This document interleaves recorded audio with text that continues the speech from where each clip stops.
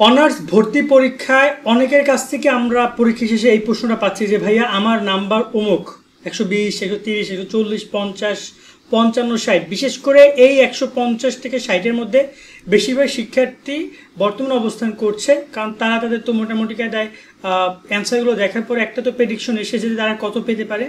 এখন প্রশ্নটা এসেছে যে এই কত মার্কে আমি কলেজ পাবো বা সাবজেক্ট পাবো। অবশ্যই এখানে বিজ্ঞান, মানবিক, ব্যবসার ক্ষেত্রে তিনটা আলাদা আলাদা কোশ্চেন। ধরুন 55 কথা যদি বলি, তিনটা আলাদা আলাদা আলাদা অ্যান্সার হইতে পারে। প্রথমত তোমার এখানে একটা কলেজ চয়েস বা একটা কলেজ সিলেকশন তোমার কিন্তু তিনটা বিষয়ের উপর নির্ভর করে। এক হচ্ছে তুমি যে কলেজটা আবেদন করেছো সেই কলেজটার অবস্থান, দুই তুমি যে ডিপার্টমেন্টগুলো আবেদন করেছো সেই ডিপার্টমেন্টগুলোতে আবেদনের সংখ্যা কত, অর্থাৎ প্রতিযোগী কত, তোমার পাশাপাশি কতজন আবেদন করেছে, তিন তুমি যে কলেজে আবেদন করেছো, যে ডিপার্টমেন্টগুলোতে আবেদন করেছো সেখানে আসন কয়টা আছে। এই তিনটে বিষয়ের উপর অনেক কিছু ডিপেন্ড করে। বাট তারপরও নাম্বারের ক্ষেত্রে আমরা যদি শিক্ষকদের সাথে কথা বলি, তারা আমাদের কিছু বিষয় বলেছে যে এত নম্বর হইলে আমাদের এখানে একটা ভর্তির সুযোগ থাকতে পারে, কারণ আমরা প্রেডিক্ট করছি যেভাবে কোশ্চেন এসেছে তাতে করে এবছর অনেক ভালো রেজাল্ট করবে। আমি এখানে 160-এর উপরে নাম্বারটা কিন্তু আমি রাখিনি, 160-এর পরে 70, 80 এই নাম্বারগুলো রাখিনি, কারণ এই নাম্বারগুলো অনেকটাই দেখা যায় যে রিক্স, মানে ফ্রি নাম্বার। এই নাম্বারটা যদি তোমার থাকে, আশা রাখো তুমি একটা ভালো কলেজ পাবা, ভালো একটা সাবজেক্ট পাবা। তবে হ্যাঁ, অনেকে দেখা যায় 120 পেয়েও কলেজ পাবা, আবার অনেক 160, 70 পেয়েও কলেজ পাবা না। কেন এমনটা হয়? কারণ তুমি যে 120 পেয়েছো, তুমি যে কলেজে অ্যাপ্লাই করেছো, অথবা 130 পেয়েছো বা 40 পেয়েছো, তুমি যে কলেজে অ্যাপ্লাই করেছো সেই কলেজটার, তুমি যে অন্য একজন যে 160, 70 পেয়ে কলেজে অ্যাপ্লাই করেছো, দুইটা কলেজ তো এক না। কোনোটা প্রাইভেট কলেজ, কোনোটা সরকারি কলেজ, তো ব্যাপারটা অনেক মানে এখানে পার্থক্য রয়েছে। বাট আমরা যদি একটা একটা করে অ্যান্সার তোমাদেরকে দিই, প্রথম থেকে আমি একদম শুরুর দিকে এই দুইটা মার্কে আমি আগে তোমাদেরকে ক্লিয়ার করি। 120 থেকে 130 এটা খুবই লোয়েস্ট নাম্বার, খুবই লোয়েস্ট নাম্বার। কেন লোয়েস্ট নাম্বার? দেখো, পরীক্ষা অনেক ভালো হয়েছে, পরীক্ষা অন অ্যাভারেজ 100টা এমসিকিউর মধ্যে সবাই কম বেশি 50টার উপরে অনেকেই পাবে। হ্যাঁ, অনেকেই আবার ফেলও করবে, সেটা খুবই দুর্ভাগ্য বা বলা যায় যে তোমাদের ব্যর্থতা। কিন্তু এই প্রশ্নে যদি তুমি 50 না পাও তাহলে তুমি বোকামি করছো। এবং অনেকে আবার জিপিএ খারাপ আছে, সেক্ষেত্রে টোটাল 200 নম্বরের রেজাল্ট কিন্তু শিক্ষকরা দেখবে। আর এই যে 120-30 এটা হয় তোমার বিজ্ঞান বিভাগে এই নাম্বারটা খুবই খুবই নগণ্য নাম্বার বলে গণ্য হবে। বাট মানবিক ব্যবসার ক্ষেত্রে মোটামুটি ভালো, এবং এই নাম্বারে মানবিক ব্যবসা শিক্ষার্থীরা আশা রাখো তোমরা বেসরকারি কলেজগুলোতে অনায়াসে চান্স পাবা।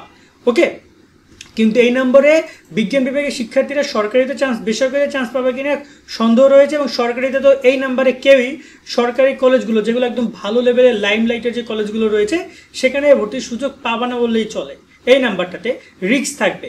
আমি তোমাদেরকে এই পয়েন্টে একটা কথা বারবার বলছি, তুমি কি চাও এটার উপর সব কিছু ডিপেন্ড করে না, ডিপেন্ড করে তোমার রেজাল্ট কি বলছে। তোমার রেজাল্ট যদি ভালো হয় তাহলে তুমি ভালো সাবজেক্ট, ভালো কলেজ তুমি পাবা, তোমাকে রেজাল্ট তোমাকে এনে দিবে। কিন্তু তুমি চাইতেছো অনেক ভালো কলেজ, কিন্তু তোমার রেজাল্ট খারাপ, তাহলে তো আর হবে না। সেক্ষেত্রে রেজাল্টের কথা শুনো, রেজাল্ট যেটা বলে সেটা কইরো। সো এই গেল একটা ব্যাপার। দেন এই পাশে 40, এই যে 40-50 নাম্বার, এখানে বিশেষ করে 40-50 এই নাম্বারে করে অনেক শিক্ষার্থী রয়েছে যারা কিনা পরীক্ষা খারাপ দিয়েছো বা যাদের জিপিএ খারাপ আছে। দুইটা মিলে বেশিরভাগ শিক্ষার্থী যাদের জিপিএও খারাপ এসেছে, খারাপ ছিল এসএসসি, আবার পরীক্ষায় অন অ্যাভারেজ দিয়েছো, তারা এই 40-50 ঘরে অবস্থান করছো। তো এই জায়গায় বিজ্ঞানী শিক্ষার্থীদের জন্য এই জায়গায় তোমার অনার্সে যে সরকারি কলেজগুলো পাওয়া একটু টাফ হইতে পারে। বাট লাকিলি তোমরা কলেজগুলো পাইতেও পারো, এমন সব সাবজেক্ট পাইতে পারো যেগুলোতে আবেদন কম পড়েছে। বাট খুব প্রতিযোগিতা এই নাম্বারটি তুমি করতে পারবা না অনেস্টলি যদি বলি। কিন্তু মানবিক এবং ব্যবসা বিভাগের শিক্ষার্থীরা 40 থেকে 50-এর যে নম্বরটা, এই নাম্বারটা তোমাদের জন্য একটা ভালো নম্বর। এই নাম্বারে তোমরা অনেকেই সরকারি কলেজে অনায়াসে চান্স পেতে পারো, সরকারি কলেজে অনায়াসে চান্স পেতে পারো। যদি যেগুলো একদম ভালো সরকারি কলেজ, যেখানে প্রতিযোগিতার সম্মুখীন হইতে হচ্ছে, ওই জায়গায় পাবা কিনা এটা শিওর না, কারণ ওখানে অনেক শিক্ষার্থী তো অ্যাপ্লাই করেছে, তাতে তো আসন লিমিটেড, হয়তো 200-300 অ্যাপ্লাই করেছে 3000, 4000, তো তারা বুঝে শুনে শিক্ষার্থী নিবে। তো ভালো ভালো সরকারি কলেজগুলো তো টাফ হবে। বাট অ্যাভারেজ যে সরকারি কলেজগুলো রয়েছে প্রায় 260টার মতো সরকারি কলেজ। সো ভালো কলেজ বললে 50টা, বাকি যে কলেজগুলো আছে জেলা পর্যায়ে কলেজগুলো, তোমরা এই নাম্বার নিয়ে রিস্ক ফ্রি থাকতে পারো বলে আমি মনে করছি, ঠিক আছে। এবং যদি বলি এই নাম্বারটা নিয়ে অবশ্যই তোমরা প্রাইভেটে তো অনায়াসে চান্স পেয়ে যাবা। আশা রাখি প্রাইভেটে খুব বেশি টাফ হবে না। তবে ঢাকার মধ্যে যে প্রাইভেট কলেজগুলো রয়েছে, সেখানে তো ঢাকার মধ্যে কোনো সরকারি কলেজ নেই, যার কারণে প্রাইভেট কলেজে একটু চাপ বেশি, একটু সমস্যা হইতে পারে। আর এরপর হলো 55, 50 থেকে 55, এই নাম্বারটা সবচেয়ে বেশি শিক্ষার্থীরা পাচ্ছে বা পাবে, এই 50 থেকে 55। দেখো এটা একদম অ্যাভারেজ একটা রেজাল্ট। তোমার ওই যে আমি বললাম যে তোমার মানে পরীক্ষাও খারাপ গিয়েছে বা জিপিও কম, আবার পরীক্ষায় তোমার অ্যাডমিশন টেস্টও খারাপ গিয়েছে, তারা এই নাম্বারে অবস্থান করছে। এক্ষেত্রে তোমাদেরকে আমি বলবো বিজ্ঞান বিভাগের শিক্ষার্থীদেরকে এই নাম্বারটা দেখো 1 মার্কের কারণেও তুমি অনেক সময় কলেজ মিস করতে পারো, সাবজেক্ট মিস করতে পারো। এই নাম্বারটা দিয়ে তোমরা সরকারি কলেজে চান্স পেতে পারো, কিন্তু খুব ভালো ডিমান্ডেবল সাবজেক্ট তোমরা পাবা না যদি তোমরা আবেদন করে থাকো। আর যদি তুমি একদম খুব ভালো ভালো সাবজেক্ট আবেদন করে চান্স নাও পাইতে পারো। আর মানবিক ব্যবসায় শিক্ষার্থীরা অনায়াসে ভালো ভালো কলেজেও এই নাম্বারটা নিয়ে চান্স পেতে পারো। আর যদি বলি 60 থেকে এই যে 70, এই যে 170, এই নাম্বারটা নিয়ে আমি একটু ছোট্ট করে আলোচনা করি। 60 থেকে 70 যদি তোমার নাম্বার থাকে বা এর মধ্যে যদি তোমার নাম্বারটা থাকে, তাহলে তুমি পুরোপুরি, সেটা বিজ্ঞান হোক, সেটা মানবিক হোক, সেটা ব্যবসা হোক, মোটামুটি রিস্ক ফ্রি থাকতে পারো। এবং এটা নিয়ে তোমাকে রিস্ক নিতে হবে, তোমাকে রিস্ক নিতে হবে। কারণ এই নাম্বারটা পাওয়ার পর তুমি যদি এটা ভালো কলেজে চান্স না পাও, তাহলে তুমি খুবই আনলাকি একজন পার্সন হতে পারো। এবং এই নাম্বারটা আশা করি তোমরা অনেকেই, ম্যাক্সিমাম শিক্ষার্থী এর থেকে একটু কম পাবে অথবা এর কাছাকাছি নাম্বার চলে আসবে। বাট 60-70 যে নাম্বারটা রয়েছে, 55 থেকে 60-70, এই নাম্বারটা তোমার দরকার ছিল আনা।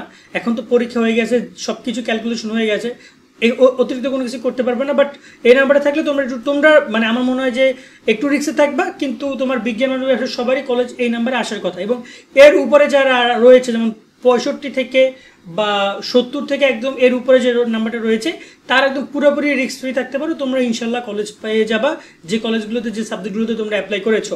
দেখো নর্মালি তোমার পরীক্ষা হয়েছে, অনেকেই জাতীয় বিশ্ববিদ্যালয়ে যারা ভর্তি পরীক্ষা দেয়, তারা তো খুব বেশি পড়াশোনা করে আসে না। অ্যাডমিশনের টেস্টের ক্ষেত্রে বা এই যে গুচ্ছর ক্ষেত্রে অনেক পড়ালেখা করে যায়। তো দেখা যায় খুব কম শিক্ষার্থী আছে যারা কিনা টপ লেভেল রেজাল্ট করবে, 90, 85-90 পাবে। 5 লাখ শিক্ষার্থী পরীক্ষা দিছে, সর্বোচ্চ 5,000-10,000 স্টুডেন্ট এরকমের রেজাল্ট করবে, টপ রেজাল্ট। আর বাকিরা অ্যাভারেজ রেজাল্টই করবে, এটা মনে রাখবা। আবার অনেক শিক্ষার্থী ফেলও করবে। তো এটা হচ্ছে আপাতত তথ্য। তোমরা নাম্বারগুলো পাইলে আশা করি তোমরা বুঝেছো যে তোমার কোন জায়গায় রিস্ক আছে, কোন জায়গায় রিস্ক নাই। তবে একটা কথা মনে রাখবো, যদি কোনো কারণে তুমি কলেজ না পাও, অথবা তুমি কলেজ পাইলে বাট তোমার পছন্দ হইলো না, দেন কিন্তু তুমি first release slip, second release স্লিপের অপশন পাবে, যেখানে তুমি একাধিক কলেজে আবেদন করতে পারবা। কেমন, সেই বিষয়গুলোর প্রতি তোমরা খেয়াল রাখো। আরও একটা ব্যাপার বলে রাখি, এখানে কিন্তু প্রথম রিলিজ স্লিপে প্রথম মেধা তালিকায় তুমি যদি চান্স না পাও, তোমার জন্য কিন্তু দ্বিতীয় মেধা তালিকা চালু হবে। দ্বিতীয় মেধা তালিকায় চান্স না পেলে যাদের কোটা আসছে, যেমন তোমার হচ্ছে FF কোটা, বা যাদের হচ্ছে গিয়া যে কর্মকর্তা কর্মচারী কোটা রয়েছে, ক্ষুদ্র নিগোষ্ঠী কোটা রয়েছে, প্রত্যেকটা কলেজে প্রত্যেকটা সাবজেক্টে 8টা না 9টা করে কোটা পাবা। ঠিক আছে, কোটাগুলো তোমরা যারা কোটা অ্যাপ্লাই করছো, তারা কোটা চান্স পেয়ে যেতে পারো।